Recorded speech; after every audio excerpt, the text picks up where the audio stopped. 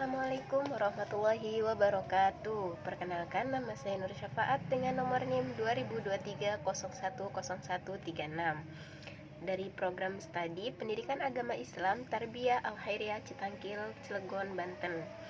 Pada kesempatan kali ini, saya akan mempresentasikan proposal penelitian saya yang berjudul Model Pembelajaran PAI berbasis Service Learning dalam meningkatkan kepedulian sosial dan nilai-nilai Islam siswa di SMK Negeri 3 Cilegon. Proposal ini saya susun untuk memenuhi tugas mata kuliah Metodologi Penelitian Kualitatif yang diampu oleh Bapak Ari Nurdiansyah MPD. Pada bagian pertama yaitu di sini ada latar belakang. Nah, latar belakang ini memiliki peran penting dalam membentuk karakter peserta didik agar memiliki kepedulian sosial dan mengamalkan nilai-nilai Islam dalam kehidupan sehari-hari. Namun di sini juga ada tantangan dalam mengimplementasikan pembelajaran PAI di SMK Negeri 3 Cilegon, yaitu sulitnya mendeteksi peningkatan kepedulian sosial dan internalisasi nilai-nilai Islam pada siswa secara efektif. Model pembelajaran service learning ini juga memiliki potensi besar dalam meningkatkan kesadaran sosial dan penerapan nilai-nilai Islam. Kurangnya sistem evaluasi yang jelas serta minimnya pendamping dalam pelaksanaannya membuat dampaknya sulit terdeteksi.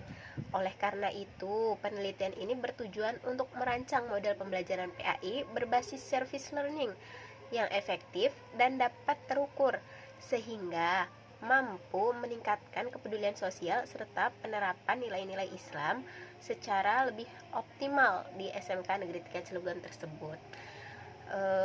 Selain itu juga penelitian ini didasarkan pada pentingnya inovasi dalam metode pembelajaran. Model pembelajaran tradisional seringkali hanya berfokus pada teori saja nih, tanpa memberikan pengalaman langsung kepada siswanya tersebut. Kegiatan ini juga memiliki dampak sosial sehingga pembelajaran menjadi lebih bermakna dan relevan dengan kehidupan mereka, yaitu kehidupan siswa-siswanya tersebut. Di sini juga ada beberapa rumusan masalah ya teman-teman. Yang pertama ada bagaimana model pembelajaran PAI berbasis service learning dapat meningkatkan kepedulian sosial dan nilai-nilai Islam siswa di SMK Negeri 3 Cilegon. Yang kedua juga ada apa saja faktor-faktor yang mempengaruhi efektivitas model pembelajaran PAI berbasis service learning dalam meningkatkan kepedulian sosial dan nilai-nilai Islam siswa di SMK Negeri 3 Cilegon. Yang ketiga ada bagaimana implementasi model pembelajaran PAI berbasis service learning dapat meningkatkan kualitas pelajaran PAI di SMK Negeri 3 Cilegon tersebut. Selain dari rumus masalah juga ada tujuan penelitian nih teman-teman. Yang pertama ada meningkatkan kesadaran siswa tentang pentingnya kepedulian sosial dan perannya dalam masyarakat, serta meningkatkan kesadaran siswa tentang pentingnya nilai-nilai Islam dalam kehidupan bermasyarakat, sehingga siswa dapat memahami dan mengamalkan dalam kehidupan sehari-hari. Di sini juga ada mengetahui efektivitas model pembelajaran pendidikan agama Islam berbasis service learning dalam meningkatkan kepedulian sosial dan nilai-nilai Islam siswa di SMK Negeri 3 Cilegon. Yang terakhir, tujuan penelitian yaitu meningkatkan kesadaran siswa tentang pentingnya nilai-nilai Islam dalam kehidupan bermasyarakat, sehingga siswa dapat memahami dan mengamalkan dalam kehidupannya sehari-hari. Di sini juga ada subjek data. Subjek data dari penelitian ini yang berjudul Model Pembelajaran PAI berbasis Service Learning dalam meningkatkan kepedulian sosial dan nilai-nilai Islam siswa di SMK Negeri 3 Cilegon, yaitu yang pertama ada siswa SMK Negeri 3 Cilegonnya nih yang menjadi peserta dalam penerapan model pembelajaran ini. Selain siswa juga di sini ada mencakup beberapa metode serta misalnya siswa lingkungan sekolah juga dapat menjadi tempat berlangsungnya kegiatan pembelajaran tersebut. Dalam beberapa penelitian yang terkait, pendekatan service learning seringkali melibatkan siswa sebagai kelompok eksperimen, di mana mereka berpartisipasi dalam kegiatan sosial yang bertujuan untuk meningkatkan kepedulian sosial dan pemahaman nilai-nilai Islam. Di sini ada data primer dalam subjek data penelitian ini juga di sini ada data primer dan data sekunder. Nah, data primer ini data yang diperoleh langsung dari sumber utama melalui metode pengumpulan data seperti wawancara, observasi, angket, atau eksperimen. Nah, wawancara atau angket yang diberikan kepada siswa SMK Negeri 3 Cilegon ini untuk mengukur bagaimana metode service learning meningkatkan kepedulian sosial dan nilai-nilai Islam mereka. Yang kedua ada observasi. Nah, observasi langsung terhadap proses pelajaran pendidikan agama Islam berbasis service learning. Yang ketiga ada diskusi atau wawancara dengan guru PAI yang menerapkan metode tersebut. Jadi kita mewawancara guru PAI yang menerapkan metode service learning ini dari pembelajaran tersebut. Yang kedua ada data sekunder. Apa sih data sekunder itu? Jadi data sekunder adalah data yang diperoleh dari sumber yang telah ada, seperti jurnal, buku, dokumen, atau laporan penelitian. Untuk penelitian ini juga data sekunder bisa berupa literatur terkait service learning dalam pendidikan, terutama dalam mata pelajaran pendidikan agama Islam. Yang kedua ada studi atau artikel akademik yang membahas hubungan antara metode pembelajaran dan peningkatan kepedulian sosial siswa. Yang ketiga ada dokumen kurikulum atau kebijakan sekolah terkait implementasi service learning dalam pendidikan agama Islam di SMK Negeri 3 Cilegon. Selain subjek data, ada juga nih teman-teman, seperti jenis data. Nah, jenis data yang cocok untuk judul metode ini yaitu bisa menggunakan dua sumber jenis data nih teman-teman, yaitu data kuantitatif dan data kualitatif. Kenapa bisa menggunakan dua jenis data tersebut? Karena pendekatan ini sejalan dengan penelitian tentang service learning. Jadi seperti itu ya teman-teman.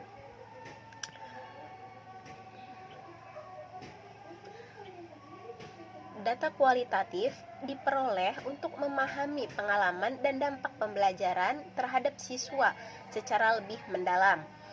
Sementara data kuantitatif memberikan ukuran yang lebih objektif terkait perubahan sikap dan perilaku siswa. Nah, data kualitatif diperoleh melalui berbagai metode seperti wawancara yang tadi disebutkan sebelumnya ya teman-teman, seperti wawancara, observasi, dan dokumentasi. Wawancara dengan guru dan siswa digunakan untuk menggali pengalaman mereka dalam mengikuti pembelajaran berbasis service learning tersebut. Nah, kombinasi data kualitatif dan kuantitatif ini memberikan gambaran yang lebih komprehensif tentang efektivitas model pembelajaran PAI berbasis service learning dalam meningkatkan kepedulian sosial dan nilai-nilai Islam siswa di SMK Negeri 3 Cilegon tersebut. Selain jenis data, di sini juga ada metode pengumpulan data. Nah, pada penelitian ini pendekatan yang biasanya digunakan lebih cenderung tidak terstruktur ya teman-teman, karena datanya diperoleh dari hasil observasi, wawancara, dan juga dokumentasi yang bersifat eksploratif. Nah, pendekatan ini juga bertujuan untuk memahami pengalaman dan dampak pembelajaran dengan lebih mendalam, bukan sekadar mengumpulkan data yang sudah ditentukan sebelumnya. Namun, jika penelitian menggunakan angket atau kuesioner dengan pertanyaan yang baku, maka bisa dikategorikan sebagai pendekatan terstruktur karena format data sudah dirancang sebelumnya dan pengumpulannya lebih sistematis. Di sini juga ada beberapa teknik yang umum digunakan. Yang tadi disebutkan observasi, wawancara, dokumentasi, dan juga angket. Selain metode pengumpulan data, di sini juga ada instrumen penelitian. Nah, instrumen penelitian ini untuk mode pembelajaran PAI yaitu dapat mencakup beberapa alat pengumpulan data yang sesuai dengan pendekatan penelitian, yaitu sama seperti tadi instrumennya observasi, menggunakan lembar observasi untuk mencatat interaksi siswa dalam kegiatan service learning. Wawancara, panduan wawancara untuk guru dan siswa guna memahami pemahaman mereka dalam pembelajaran berbasis service learning ini.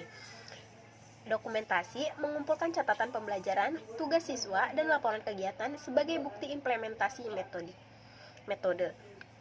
Yang terakhir ada angket atau kuesioner nih.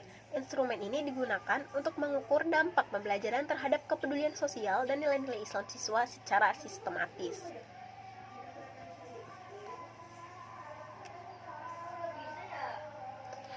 Selanjutnya ada metode keabsahan data. Nah, metode keabsahan data dalam penelitian ini biasanya menggunakan teknik triangulasi, yaitu membandingkan data dari berbagai sumber atau metode untuk memastikan validitasnya ya. Beberapa metode yang umum digunakan meliputi triangulasi sumber, yaitu membandingkan data dari observasi, wawancara, dan dokumentasi supaya lebih akurat. Yang kedua ada triangulasi teknik. Nah, triangulasi teknik ini menggunakan lebih dari satu teknik pengumpulan data seperti observasi dan angket untuk mendapatkan perspektif yang lebih luas. Yang ketiga ada perpanjangan keikutsertaan. Penelitian ini terlibat lebih lama dalam kegiatan pembelajaran secara langsung untuk memahami fenomena tersebut. Yang selanjutnya ada ketentuan pengamatan. Ketekunan pengamatan, mengamati secara berulang terhadap subjek penelitian agar memastikan bahwa data yang diperoleh konsisten dan tidak dipengaruhi oleh faktor-faktor yang sifatnya sementara. Yang kelima ada member check atau pengecekan oleh responden. Nah, setelah data dikumpulkan dianalisis, hasilnya dikonfirmasi kembali dengan responden. Siapa responden tersebut? Yaitu guru dan siswa. Yang selanjutnya ada audit trail. Nah, penelitian mencatat semua langkah yang dilakukan selama penelitian, termasuk proses pengumpulan data, analisis, dan kesimpulan yang diambil. Kemudian, dokumentasi ini menjadi bukti bahwa penelitian dilakukan secara sistematis dan dapat dipertanggungjawabkan. Setelah metode keabsahan data, ada juga nih metode analisis data. Nah, metode analisis data ini metode analisis data dalam penelitian model pembelajaran pendidikan agama Islam berbasis service learning di SMK Negeri 3 Cilegon biasanya menggunakan pendekatan kualitatif karena penelitian ini bertujuan untuk memahami dampak pembelajaran terhadap kepedulian sosial dan nilai-nilai Islam siswa. Berikut juga ada beberapa teknik analisis yang dapat digunakan dalam penelitian ini, yaitu reduksi data. Nah, reduksi data ini yang diperoleh dari observasi, wawancara, dan dokumentasi diklarifikasikan dan disederhanakan agar lebih fokus pada aspek yang relevan dengan penelitian. Yang kedua ada penyajian data. Data yang telah direduksi kemudian disusun dalam bentuk tabel, diagram, atau narasi deskriptif untuk memudahkan analisis lebih lanjut. Yang ketiga ada penarikan kesimpulan. Setelah data dianalisis, peneliti menarik kesimpulan berdasarkan pola dan hubungan yang ditemukan dalam data. Kesimpulan ini harus didukung oleh bukti yang kuat agar dapat dipercaya. Yang terakhir ada analisis model Miles and Huberman. Pendekatan ini terdiri dari 3 tahap utama, yaitu reduksi data, penyajian data, dan verifikasi penarikan kesimpulan. Mungkin cukup sekian.